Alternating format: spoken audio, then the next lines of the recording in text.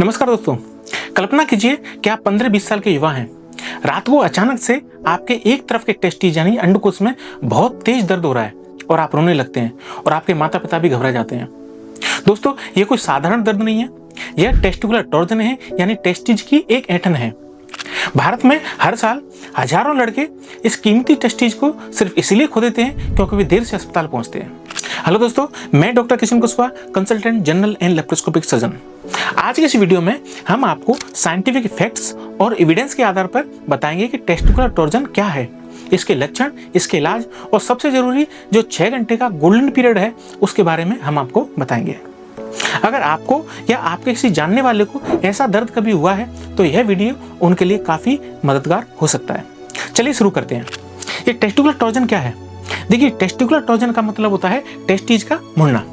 सबसे पहले ये समझते हैं कि ये टेस्टिज मुड़ता कैसे है। देखिए, टेस्टिज स्पर्मेटिक कॉर्ड से लटका हुआ होता है जिसमें ब्लड वेसल्स यानी खून की नसें, नर्व्स और वास्ट डिफरेंस होते हैं।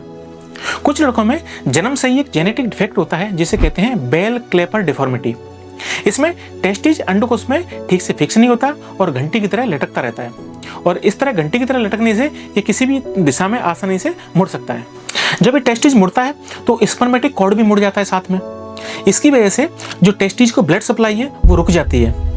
टेस्टिज को ब्लड सप्लाई रुकने से टेस्टिज को ऑक्सीजन नहीं पहुंचता और सिर्फ 6 घंटे में ही ये टेस्टिज मर जाता है, यानी उसमें इन्फेक्शन हो जाता है या फिर कहें कि नेक्रोसिस हो जाता है। लैंसेट 2013 और जर्नल ऑफ यूरोलॉजी के अनुसार 6 घंटे के अंदर अगर सर्जरी कर दी जाए तो 90 to 100% केस में टेस्टिज बच जाता है, और अगर ये सर्जरी 12 घंटे बाद की जाए तो केवल 50%, और अगर 24 घंटे बाद सर्जरी होती है तो केवल 10% केस में ही टेस्टिज बच पाता है। आइए जानते हैं कि किस उम्र के लोगों में टॉर्जन टेस्टिज सबसे ज़्यादा कॉमन रहता है। तो देखिए, 12 से 18 साल के जो लड़के होते हैं उनमें टॉर्जन टेस्टिज बहुत कॉमन रहता है, क्योंकि ये प्यूबर्टी की एज होती है, इसमें टेस्टिज का साइज बढ़ता है। इसी के साथ में अगर किसी व्यक्ति को बेल क्लेपर डिफॉर्मिटी है तो टॉर्जन का रिस्क और ज़्यादा बढ़ जाता है। बट ये भी ध्यान रखना चाहिए कि टॉर्जन टेस्टिज किसी भी उम्र के लोगों में हो सकता है। अब हम आपको बताएंगे कि टॉर्जन टेस्टिज के क्या क्या ट्रिगर होते हैं, यानी कौन कौन सी एक्टिविटी करने से टॉर्जन टेस्टिज हो सकता है। सबसे पहला है सोते समय अचानक से करवट बदलना। बहुत सारे लोग ये कंप्लेन लेके आते हैं कि सर, हम सो रहे थे और अचानक से करवट ली और टेस्टिज में तेज दर्द होने लग गया। ये देखा गया है कि 30 to 50% केस में ये टॉर्जन टेस्टिज के केस रात को सोते समय ही होते हैं। इसके और भी ट्रिगर हैं, जैसे अचानक दौड़ना, तेजी से सीढ़ियाँ चढ़ना, तेज झटका लगना, खेलकूद जैसे फुटबॉल, क्रिकेट, बैडमिंटन और जिम में वेट लिफ्टिंग करना।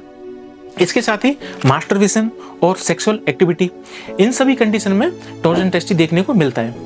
जब भी कोई व्यक्ति तेज मूवमेंट करता है तो ऐसी कंडीशन में जो क्रीमेस्टिक मसल होती हैं वो सिकुड़ती हैं और ये टॉर्जन टेस्टिज को ट्रिगर करते हैं।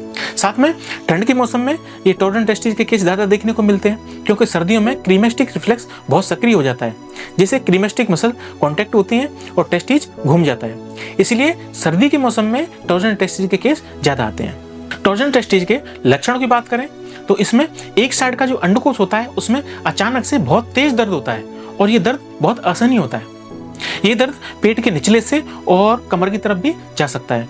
पेशेंट को उल्टी आती है और टेस्टिज ऊपर की तरफ खिंच जाता है, इसे हाई राइडिंग टेस्टिज बोलते हैं। इसके साथ ही जो स्क्रूटम होता है यानी अंडकोश होता है वो लाल हो जाता है और सूजा हुआ रहता है। याद रखें, टॉर्जन टेस्टिज के केस में कभी कभी दर्द हल्का भी हो सकता है, इसीलिए इसे हल्के में नहीं लें और इलाज में देरी नहीं करें। अब हम आपको बताएंगे कि टॉर्जन टेस्टिज का डायग्नोसिस यानी इसकी जांच कैसे की जाती है।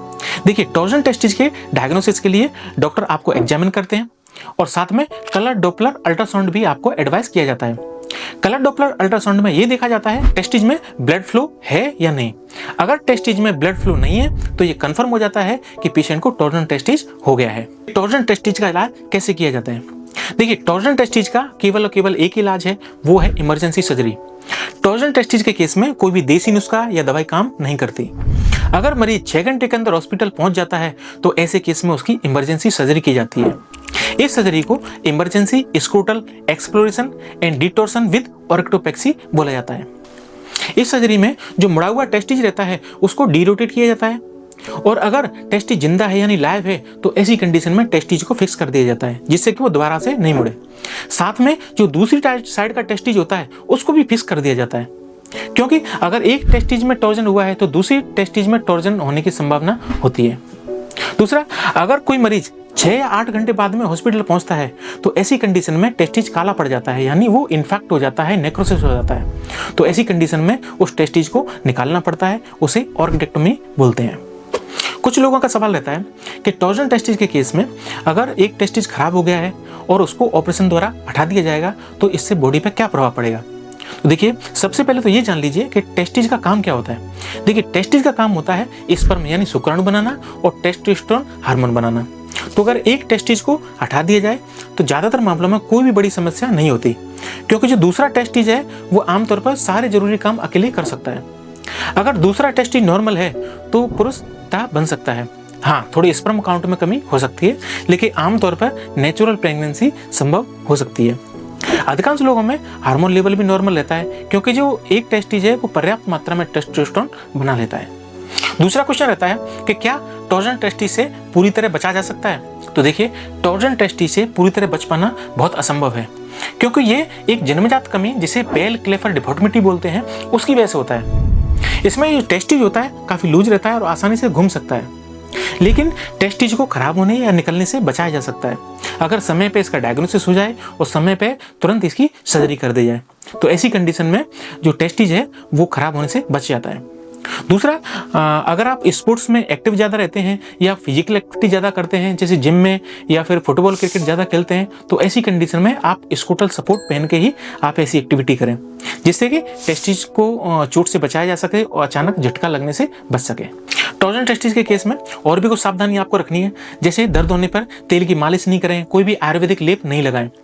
कल ठीक हो जाएगा ये सोचकर देर नहीं करनी है, आप शर्माएं नहीं, तुरंत अपने पेरेंट्स को बताएं और हॉस्पिटल जाएं। एक टॉर्जन टेस्टिज के दर्द को एसिडिटी या फिर मसल स्पाज्म या इन्फेक्शन समझकर इसको नज़रअंदाज नहीं करें। इसके साथ ही इंटरनेट या यूट्यूब से देखकर घर पे इलाज करने की कोशिश तो बिल्कुल नहीं करें। तो दोस्तों, ये वीडियो अपने भाइयों, दोस्तों और व्हाट्सएप ग्रुप में जरूर शेयर करें। एक शेयर से किसी का टेस्टिज और भविष्य बच सकता है। अगर आपको ये जानकारी अच्छी लगी तो लाइक करें और चैनल को सब्सक्राइब करें और कमेंट में जरूर रखें 6 घंटे याद रखूंगा। मिलते हैं अगले वीडियो में, तब तक स्वस्थ रहें, सावधान रहें। Thank you.